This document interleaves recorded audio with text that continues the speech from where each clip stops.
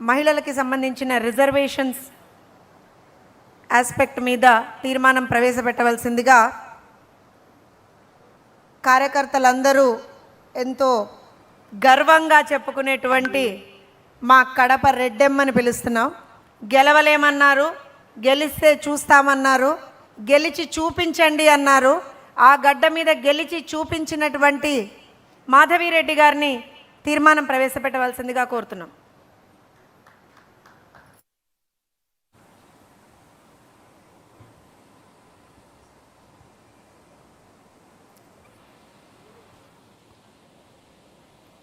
అందరికీ నమస్కారం.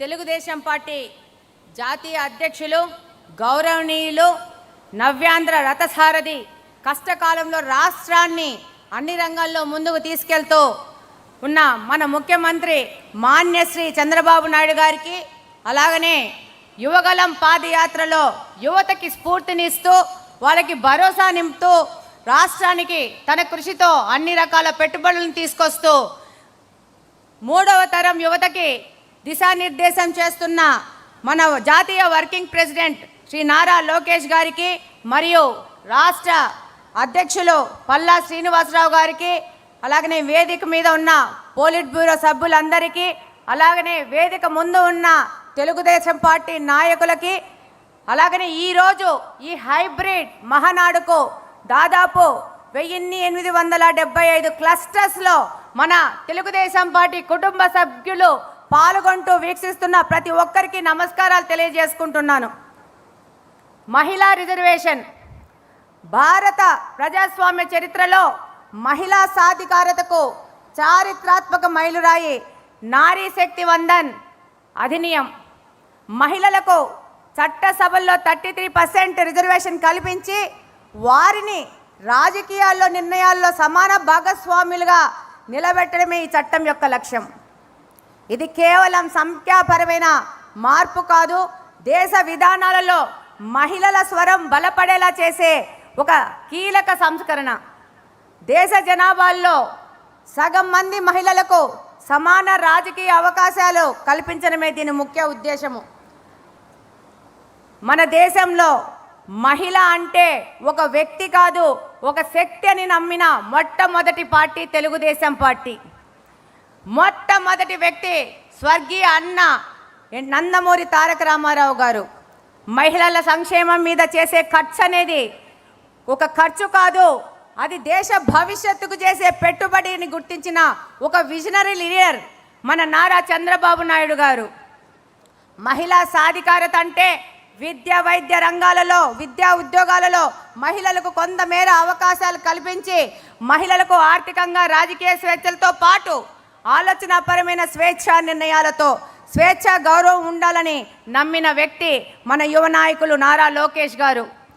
ఆ రోజు అన్న ఎన్టీఆర్ స్థానిక సంస్థలలో 9% వాటా కానించి, ఆడపిల్లలకు ఆస్తి హక్కు కానించి, ప్రభుత్వ రికార్డులో తండ్రితో పాటు తల్లికి కూడా పేరు రాయాలనడం కానించి, మొట్టమొదటి మహిళా విశ్వవిద్యాలయం ఏర్పాటు చేయడం కానించి, వితంతు పింఛన్లు కానించి, మహిళా డైరీ సహకార సంఘాలు ఏర్పాటు చేయడంతో మహిళల ఆత్మగౌరవాన్ని, విద్యా సంక్షేమం, భద్రత మరియు ఆర్థిక స్వాతంత్రాల పట్ల అన్న ఎన్టీఆర్ గారి యొక్క నిబద్ధత మనందరికీ తెలుసు. నేటి తరం నాయకులు శ్రీ నారా చంద్రబాబు నాయుడు గారు ఆ యొక్క నిబద్ధతను ఇంకా కొంచెం ముందుకు తీసుకెళ్తూ మహిళల యొక్క గౌరవాన్ని పెంచారు.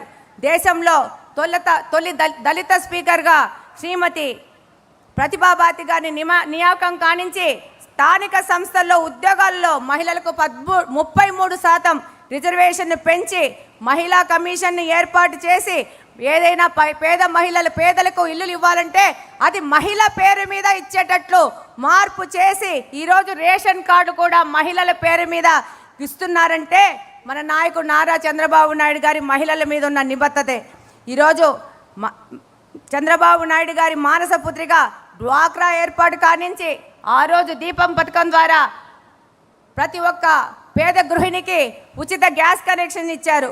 అలాగనే ఒక వినూత్న పద్ధతిలో ఆ రోజుల్లో ఆర్టీసీలో డ్రైవర్లకు, కండక్టర్లకు మహిళలను తీసుకున్నారు.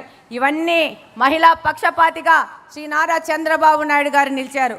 ఈరోజు కూటమి ప్రభుత్వం అధికారంలోకి రాగానే దీపం 2.0 కింద 3 సిలిండర్ ఉచితం కానీ, మహిళలకి బస్సుల్లో ఫ్రీ కానీ, తల్లికి వందనం ద్వారా మహిళా ఆడపిల్లలు స్కూల్ డ్రాప్అవుట్స్ కాకుండా ఈరోజు మహిళల కోసం ఎన్నో కార్యక్రమాలు చేస్తున్నారు.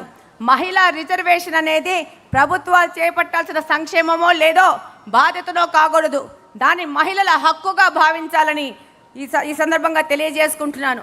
48% ఉన్న మహిళలకి జీడిపి కేవలం 18%గా చూపిస్తున్నారు. దీనికి కారణం అన్ఆర్గనైజ్డ్ సెక్టార్లో మహిళలు పనిచేస్తున్నారు, వాళ్ళ కష్టాన్ని లెక్కించడం లేదు.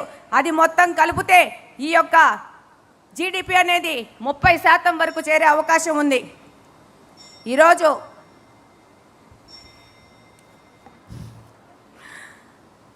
ఆ రోజు 96లో దేవగౌడ గారిని ప్రవేశపెట్టిన తొలి మహిళా బిల్లు కాడి నుంచి మళ్ళా 98 నుంచి 2003 వరకు వాజ్పేయి ప్రభుత్వంలో కూడా ఎప్పుడూ తెలుగుదేశం పార్టీ మహిళా బిల్లుకు సపోర్ట్ చేస్తూ ఉంది. నిన్న ఎన్డీఏ ప్రభుత్వం ప్రవేశపెట్టిన బిల్లుకు కూడా తెలుగుదేశం పార్టీ సంపూర్ణ మద్దతు ఇచ్చింది.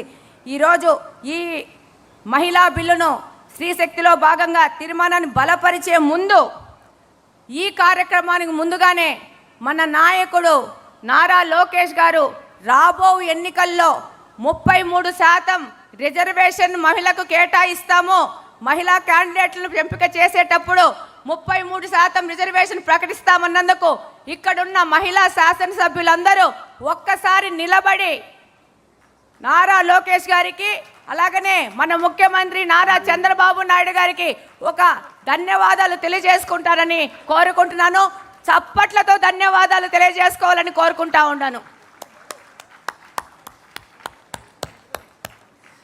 మహిళలే కాదు, ఇక్కడున్న మా సోదరులు కూడా అందరూ లేచి ఈ యొక్క 33% పార్టీ నిర్ణయానికి వారి సంపూర్ణ మద్దతు కూడా ఈరోజు తెలియజేసుకున్నందుకు ఇక్కడున్న ప్రతి ఒక్క సోదరులకు అందరికీ ధన్యవాదాలు తెలియజేసుకుంటున్నాను. Thank you very much. ఈ అవకాశం ఇచ్చిన పెద్దలందరికీ ధన్యవాదాలు తెలియజేసుకుంటున్నాను.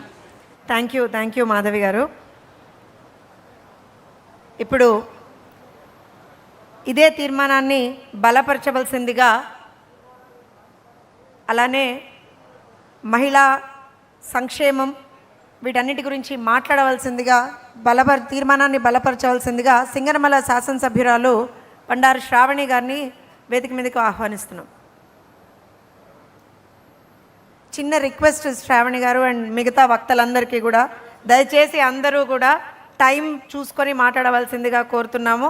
అలానే వీలైతే స్టార్టింగ్లో సభకు నమస్కారం అంటే మీకు ఒక 1 minute కలిసి వస్తుంది.